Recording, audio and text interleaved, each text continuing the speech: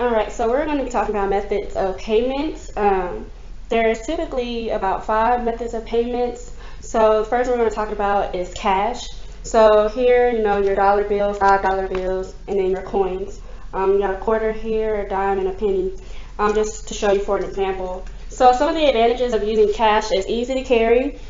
You just put it in your wallet, put it in your pocket, and it helps stay within your budget. So you know that whatever you have, if you have $5 in your pocket, then that's all that you have to spend. Now the disadvantages of using cash is that it can be lost or it can be stolen without any trace. Okay, it's easy to forget how it was spent as well. So the only traces that you would have that you spent your cash would be a receipt. Now if you lost the receipt, then you really don't know where you spent your money. Okay, the next one we have is debit card. So here I have an example of what a debit card would look like. Your mom and your dad, grandma, they might have one. So the debit card is similar to cash, except now it's in a plastic form. An advantage of that is easy to carry, it's easy to use, and it's PIN protected. So what I mean by that is that when you swipe the card, you're going to be required to put in a PIN number. So that means that if you don't know the PIN number, you can't use it. Now the disadvantages of this is that it can be denied if you have insufficient funds. So when I said that debit cards are similar to cash, meaning when you swipe your debit card, you put in your PIN number, that money is directly taken out, is immediately taken out of your bank account. So if you have $10 in your account and you're swiping your card for $5, it's immediately going to be taken out of your account. It's going to be deducted from your balance. Okay? Now, if you have $10 in your account and you're trying to buy something for $12, then you're going to be denied because you have insufficient funds. You don't have $12, you only have $10. Now, what happens is, if you do overdraft, say you do, it does go through. Sometimes it will go through. I will say that. Sometimes it will go through, but what happens is your account is overdrafted. Now, if your account becomes overdrafted, then your bank, 9 times out of 10, is going to charge you an additional fee for overdrafting your account.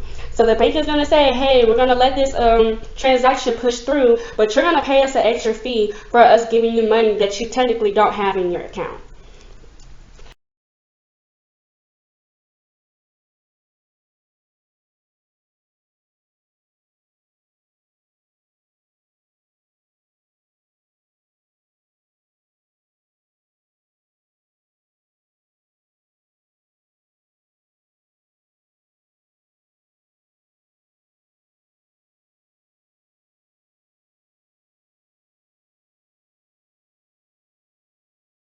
The next method of payment is a credit card. As you can see, the credit card and the debit card look very similar. Plastic card that you use to swipe.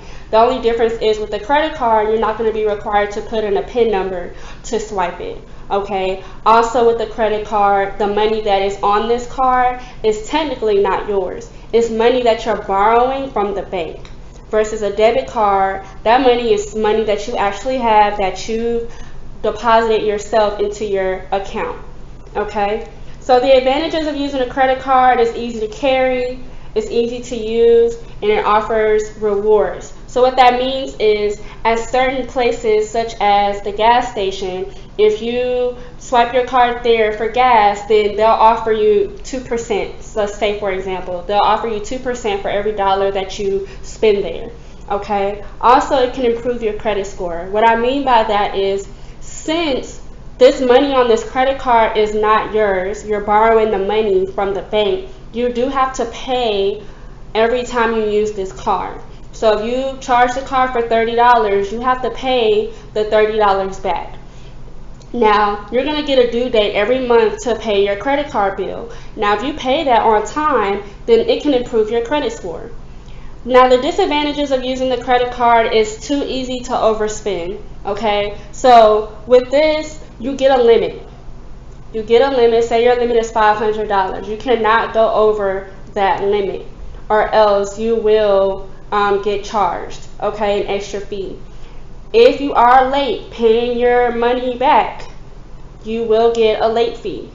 Okay, and also the balance that you have left on your card, meaning the amount of money that you have left to pay back, your interest rate will be charged to that.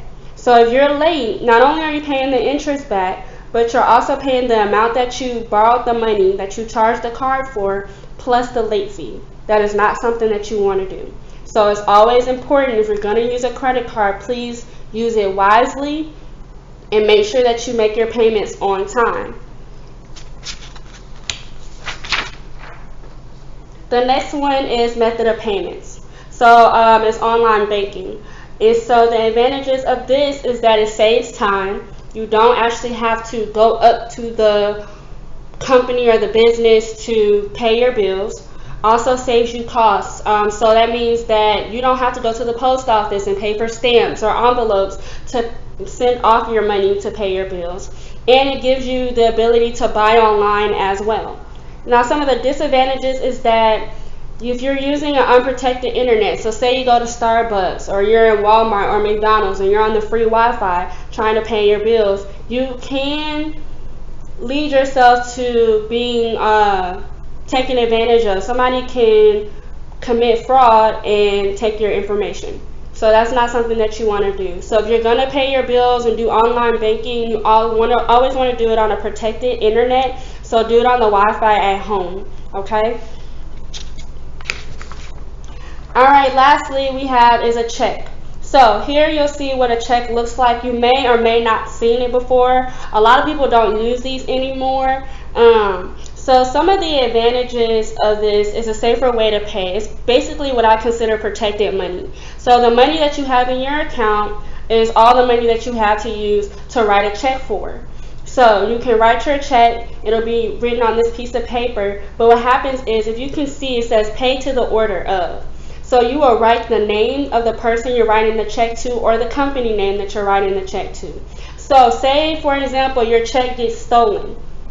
The person, if their name does not match that, their ID does not match that check, they are not going to be able to cash or deposit that money into their account. Okay, this is protected. Also, you can pay online with an online check. So it's a virtual check and the money will be drafted straight from your account. Now the disadvantages, like I said before, most businesses do not accept these checks anymore. Some of them still do, but most of them don't. Also, if there are insufficient funds in your account, then the check will not clear. So you may have heard the term the check bounced, meaning you wrote a check for $100, but you only have $50. This check here is not going to be able to be deposited into that person or company's bank account because you don't have enough. And normally, if the check is not going to clear, they're going to charge you an extra fee for that. So not only are you still owing them money because the check didn't go through, but you're also going to pay them a fee for giving them basically false money.